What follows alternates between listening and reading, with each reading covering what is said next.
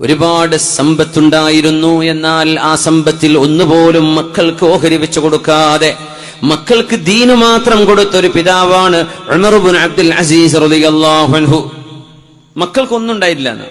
മക്കളൊക്കെ ചെറിയ ചെറിയ സമ്പാദ്യങ്ങളാണ് ഉണ്ടായത്. മാ ഖല്ലഫ ലഹും മാലൻ ഫസാറൂ മിൻ അഗ്നൽ അഗ്നിയാ.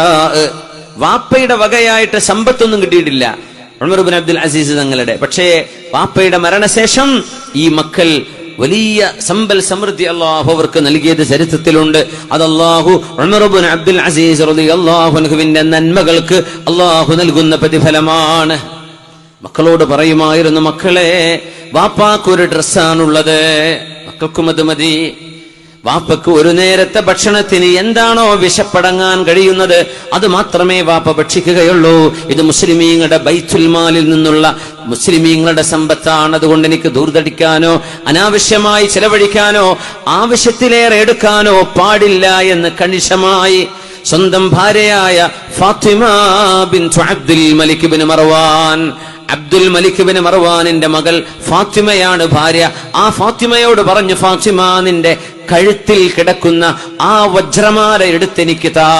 അത് നിന്റെ വാപ്പ നിനക്ക് തന്ന സമ്മാനമാണ്. പക്ഷേ നിന്റെ വാപ്പ മുസ്ലിമീങ്ങളുടെ സമ്പത്ത് അനർഹമായി കൈപ്പറ്റിയ ആളാണ്. അതുകൊണ്ട് നിന്റെ കഴുത്തിലെ നൂറുകണക്കിന് കല്ലുകളുള്ള വജ്രമാല മുസ്ലിമീങ്ങളുടെ ബൈത്തുൽ മാലിലേക്ക് കൊടുക്കണം, അതെടുത്തു താ എന്ന് പറഞ്ഞപ്പോഴേക്കും ഭർത്താവിന്റെ കയ്യിലേക്ക് കൊടുത്ത ഭാര്യയാണ് ഫാത്തിമ ബിൻതു അബ്ദുൽ മലിക്. മരിച്ചപ്പോ ഖസാനയുടെ സൂക്ഷിപ്പുകാരൻ ചെന്ന് പറഞ്ഞു, ഫാത്തിമ, ഭർത്താവ് മരിച്ചില്ലേ, നിങ്ങളുടെ ആ മാല ഞാൻ ആർക്കും കൊടുത്തിട്ടില്ല, അത് അവിടെ തന്നെ ഉണ്ട്, വേണോ? കഴുത്തിലെടുത്ത് അണിയണമോ?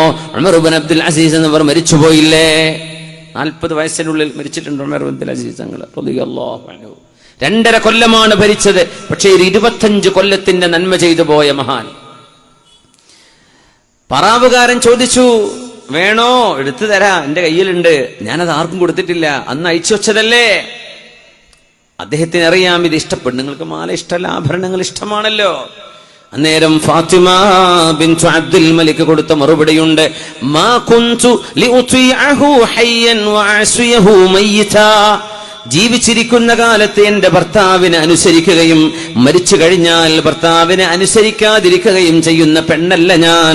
അത് അല്ലാഹുവിന് വേണ്ടി ബൈത്തുൽ മാലിലേക്ക് ഞാൻ നൽകിക്കഴിഞ്ഞു, പാവപ്പെട്ടവർക്ക് നൽകാൻ, എനിക്കത് വേണ്ട എന്ന് പറഞ്ഞ ഉമ്മ. ഈ ഉമ്മാക്കും ഉപ്പാക്കും അവരുടെ മക്കളെ അല്ലാഹു കൺമണി പോലെ സംരക്ഷിച്ചു എന്ന് ചരിത്രത്തിൽ കാണാൻ കഴിയും. ഉർവത്ത് ബിൻ സുബൈർ റളിയല്ലാഹു തആല അൻഹു പറയുന്നു, അസ്മാ ബീവി റളിയല്ലാഹു അൻഹ, ഉമ്മയെ കുറിച്ചാ പറയുന്നത്. ആരാണ് അസ്മാ ബീവി? സിദ്ദീഖുൽ അക്ബർ റളിയല്ലാഹു അൻഹുവിന്റെ സിദ്ദീഖ് തങ്ങളുടെ പ്രിയപ്പെട്ട മോളാണിത്. ആയിഷ ബീവി റളിയല്ലാഹു അൻഹയുടെ സഹോദരിയാണ്, പക്ഷെ ഉമ്മ വേറെയാണ്. അസ്മാ ബിൻത് അബീ ബക്കർ റളിയല്ലാഹു അൻഹാ 100 വയസ്സ് കഴിഞ്ഞിട്ടുണ്ട്.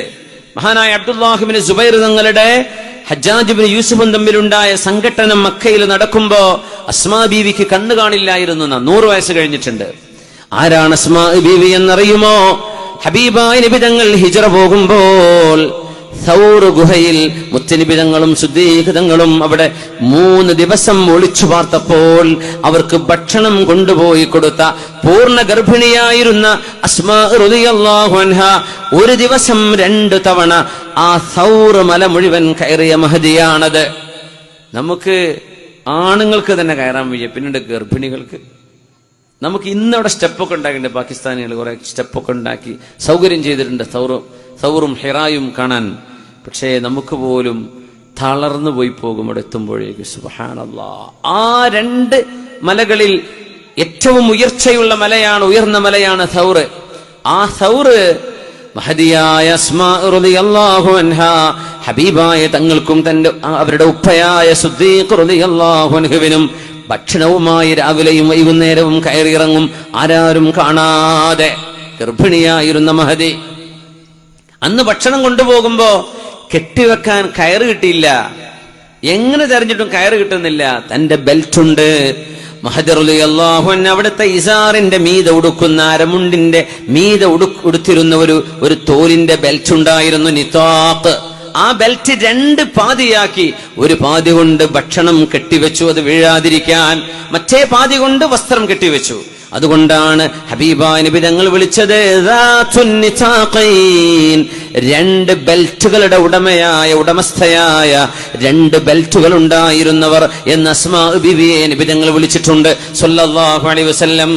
അസ്മാ റളിയല്ലാഹു അൻഹക്ക് 100 വയസ്സായപ്പോ ലം യസ്ഖുത് ലഹാ സിന്നുൻ, ഒരു പല്ല് പോലും പൊഴിഞ്ഞു പോയിട്ടില്ല എന്നാ. സുബ്ഹാനല്ലാഹ്, ഒരു പല്ല് പോലും അസ്മാ ബീവിയുടേത് പോയിട്ടില്ല.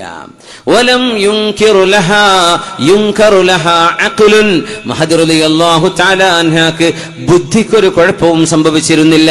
100ാമത്തെ വയസ്സിലും മുഴുവൻ പല്ലുമുണ്ട്, നല്ല ആരോഗ്യമുണ്ട്, നല്ല ഓർമ്മശക്തിയുണ്ട്, നല്ല ജ്ഞാനമുണ്ട്. ആ മഹദിയെ അല്ലാഹു സംരക്ഷിച്ചു.